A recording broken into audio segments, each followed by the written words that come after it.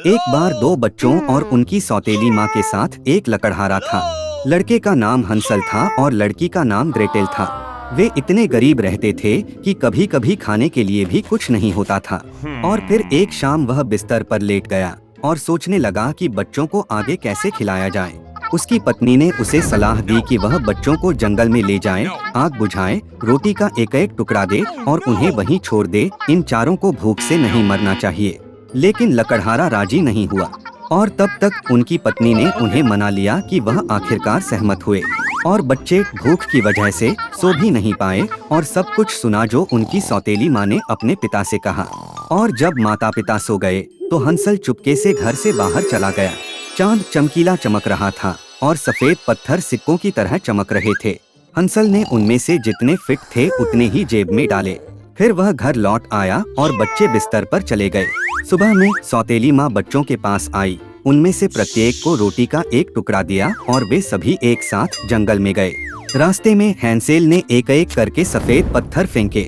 जब वे समाशोधन पर पहुँचे तो मेरे पिता आग बुझाने लगे। उन्होंने बच्चों को आग के पास बैठने और यह सुनिश्चित करने का आदेश दिया कि यह बाहर नहीं निकले जबकि वे और उनकी सौतेली माँ अधिक जलाओ लकड़ी के लिए जाएंगे। वे बैठे बैठे थक गए और तेजी से सो गए। जब बच्चे सोकर उठे तो चारों तरफ अंधेरी रात थी। और जब एक पूरे महीने आसमान में उठे तो हंसल ने अपनी बहन को हाथ पकड़ लिया और चला गया। पत्थरों द्वारा रास्ता खोज रहा था जो नए सिक्कों की तरह चमक रहा था और उन्हें रास्ता दिखाया। वे रात भर चले और भोर में वे अपने पिता के घर आए। कुछ समय बीत गया और बच्चों ने फिर से सुना कि कैसे एक रात सौतेली माँ अपने पिता से बच्चों को छुड़ाने की भीख मांगने लगी। उसने इनकार कर दिया लेकिन उसकी पत्नी उसकी बात नहीं सुनना चाहती थी। उसने शाप दिया और उसे सभी तरह के प्रतिशोध व्यक्त किए। जब माता पिता सो गए तो हंसल पिछली बार की तरह पत्थर इकट्ठा करना चाहते थे लेकिन उनकी सौतेली माँ ने दरवाजा बंद कर दिया और लड़का घर से बाहर नहीं जा सका। सुबह सुबह बच्चों को रोटी का एक एक टुकड़ा दिया जाता था, पिछली बार की तुलना में भी कम। जंगल के रास्ते में हैंसल ने अपनी जेब में अपना टुकड़ा डाला और टुकड़ों को जमीन पर फेंक दिया। सौतेली माँ उन्हें जंगल में भी ले गई। फिर से एक बड़ी आग जलाई गई और पिता ने बच्चों को आग देखने का आदेश दिया जबकि वे और उनकी सौतेली माँ कुछ और लकड़ी काट रहे थे। जब दोपहर का भोजन आया तो ग्रेटेल ने हंसल के साथ रोटी का एक टुकड़ा साझा किया और वे सो गए। अंधेरी रात पड़ने पर हम जाग गए और फिर एक महीना ऊपर आया और वे अपने रास्ते पर एक साथ हो गए।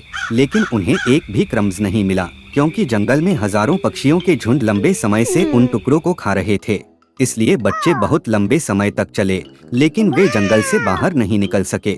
अचानक सड़क ने उन्हें झोपड़ी तक पहुंचा दिया। करीब आकर बच्चों ने देखा कि घर सभी रोटी और बिस्कुट से बना था और खिड़कियां शुद्ध चीनी से बनी थीं।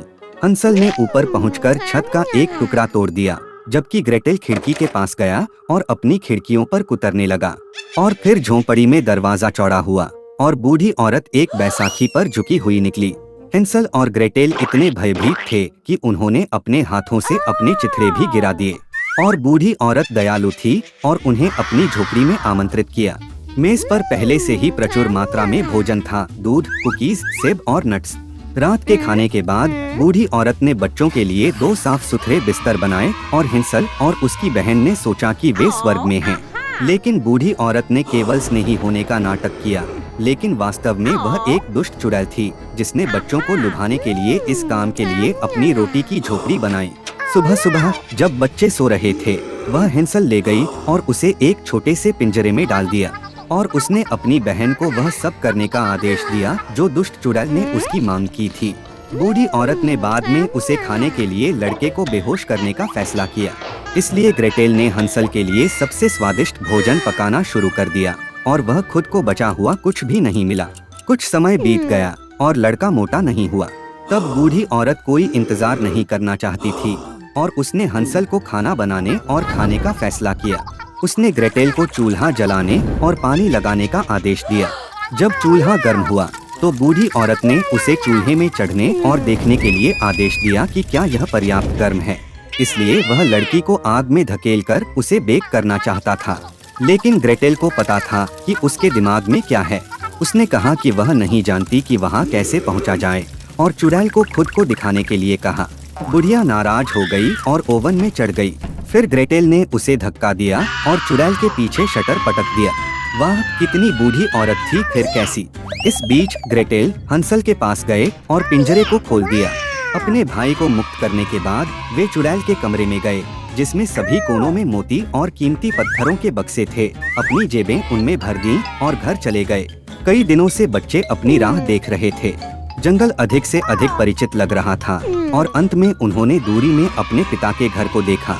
अपने बच्चों को जीवित देखकर वह कितना खुश था। हंसल और ग्रेटेल ने उन सभी मोती और रत्नों को फर्श पर डाला जो उन्होंने चुड़ैल से लिए थे। खाने के बारे में सोचने की जरूरत नहीं थी और वे जीना और आनंदित होने लगे। और पिता ने दुष्ट सौतेली माँ को घर से निकाल दिया। रानी एक सुंदर महल में रहती थी। उसकी एक बेटी थी जिसका उसने सपना देखा था।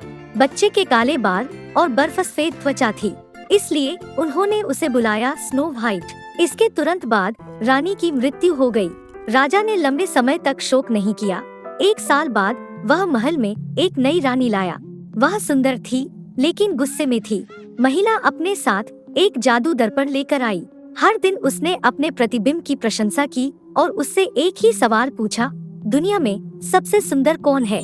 दर्पण ने हमेशा केवल सच्चाई को बताया है, इसलिए इसने ईमानदारी से रानी की सुंदरता की प्रशंसा की और महिला खुशी के साथ मुस्कुराई।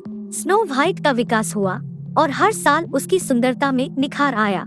और अब एक बार फिर दर्पण से बात करते हुए रानी ने जवाब में सुना कि अब वह दुनिया में सबसे सुंदर नहीं है, लेकिन स्नो व्हाइट। रानी अपने ही महल में यह सहन करने वाली नहीं थी। उसने अपने वफादार नौकर को राजकुमारी को अभेद्य मोटा बनाने और मारने का आदेश दिया, लेकिन नौकर रानी की खातिर प्यारी लड़की को भी नहीं मार सकता था। वह राजकुमारी को एक अंधेरे जंगल में ले आया और उसे जाने दिया, और वह खुद महल लौट आया और रानी को बताया कि उसने उसके आदेश का पालन किया है। लंबे समय तक राजकुमारी जंगल में भटकती रही, जिस तरह से उसे सभी प्रकार के वन निवासियों द्वारा मदद मिली। स्नो व्हाइट उनके लिए बहुत दयालु था और इसलिए वे मजबूत दोस्त बन गए। शाम को राजकुमारी गलती से एक छोटे से घर पर ठोकर खाई। वह उसमें गई और देखा कि घर में कोई नहीं था। टेबल को 7 लोगों के लिए सेट किया गया था और बेडरूम में 7 खाट थे, और इस घर में सब कुछ बहुत छोटा था। इसलिए स्नो व्हाइट ने महसूस किया कि 7 छोटे लोग यहाँ रहते थे। एक लंबी और कठिन यात्रा के बाद वह एक बिस्तर पर लेट गई और तेजी से सो गई। 7 बौने देर रात घर लौट आए। एक अप्रत्याशित अतिथि की उपस्थिति से वे बहुत आश्चर्यचकित थे। स्लीपिंग स्नो व्हाइट इतना आकर्षक था कि बोनो ने उसे सोने देने का फैसला किया और उसे नहीं जगाया। सुबह आ गई है। स्नो व्हाइट जाग गया, 7 बोनो को देखा और डर गया, लेकिन वे उसके साथ स्नेही थे और लड़की ने उसके दुर्भाग्य के बारे में बताया। उन्हें तुरंत स्नो व्हाइट पसंद आया और बोनो ने उन्हें उनके साथ रहने के लिए आमंत्रित किया। इसके अलावा वह घर की देखभाल करने के लिए सहमत हुई। खाना पकाने, धोने और सफाई। हर सुबह सोने और कीमती पत्थरों की खान के लिए सूखती पहाड़ों में जाती थी और देर रात लौटती थी। काम के लिए छोड़कर उन्होंने स्नो व्हाइट को चेतावनी दी कि वह बुरी सौतेली माँ से डरती है और अजनबियों के लिए दरवाजा नहीं खोलती है। इस समय रानी हमेशा की तरह जादू के दर्पण से बात करने के लिए गुप्त कमरे में गई, लेकिन दर्पण ने अचानक कहा कि वह दुनिया में सबसे सुंदर नहीं थी, लेकिन स्नो व्हाइट की राजकुमारी अभी भी जीवित है और घर में नोम्स के साथ रहती है। रानी बहुत क्रोधित हुई और स्नो व्हाइट के साथ खुद से निपटने का फैसला किया। वह एक गुप्त कमरे में गई और वहाँ एक जहरीला सेब पकाया। यह बाहर से बहुत सुंदर था, लेकिन अगर कोई टुकड़ा भी खा लेता है तो वह निश्चित रूप से मर जाएगा। जब सेब तैयार हो गया तो रानी एक पुराने व्यापारी में बदल गई और बोनो के घर आ गई। मीठी बूढ़ी औरत को देखकर स्नो व्हाइट को उस पर तरस आ गया। उसे कुछ भी शक नहीं हुआ और उसने घर छोड़ दिया। बूढ़ी महिला ने एक पके सेब से लड़की का इलाज किया और कहा कि अगर वह इस सेब को खाती है तो वह हमेशा के लिए युवा और सुंदर रहेगी। स्नो व्हाइट ने उस पर विश्वास किया और जैसे ही उसने सेब को थोड़ा सा हिलाया, वह मृत हो गई और सांस लेना बंद कर दिया। संतुष्ट रानी महल में चली गई। शाम को बोने काम से लौटे और देखा कि स्नो व्हाइट जमीन पर पड़ा है। उसकी सांस नहीं चल रही थी। उन्होंने इतनी जोर से आवाज लगाई और विलाप किया कि उनका रोना उस सुंदर राजकुमार ने सुना जो पास के जंगल में शिकार कर रहा था। यह उसके लिए दिलचस्प हो गया कि किस तरह का हौवा पैदा हुआ जिसने सभी जानवरों को डरा दिया। और जब राजकुमार को बोनो का घर मिला तो उसने स्नो व्हाइट को देखा। वह इतनी सुंदर थी कि युवा राजकुमार तुरंत उसके प्यार में पड़ गया। उन्होंने बोनो को अपने साथ महल में ले जाने के लिए राजी किया क्योंकि उनके पास ऐसे डॉक्टर हैं जो स्नो व्हाइट का इलाज कर सकते हैं। बोनो ने इसकी इजाजत दे दी। तब राजकुमार ने अपने नौकरों को राजकुमारी को अपने कंधों पर ले जाने का आदेश दिया। और जब वे उसे ले जा रहे थे तो यह हुआ कि नौकर कुछ झाड़ी के ऊपर ठोकर खाए और उसके हिलने से स्नो व्हाइट के मुंह से एक जहरीले सेब का एक टुकड़ा गिर गया और वह जाग गया। युवा राजकुमार को देखकर लड़की भी उसके साथ प्यार में पड़ गई और उससे शादी करने के लिए सहमत हो गई। उन्होंने दुष्ट सौतेली माँ को भी शादी में आमंत्रित किया, क्रोध से कि स्नो व्हाइट अभी भी जीवित है और अब उसके पास एक लंबा और सुखी जीवन है। रानी ने जादू का दर्पण तोड़ दिया और फिर कभी उसमें नहीं देखा।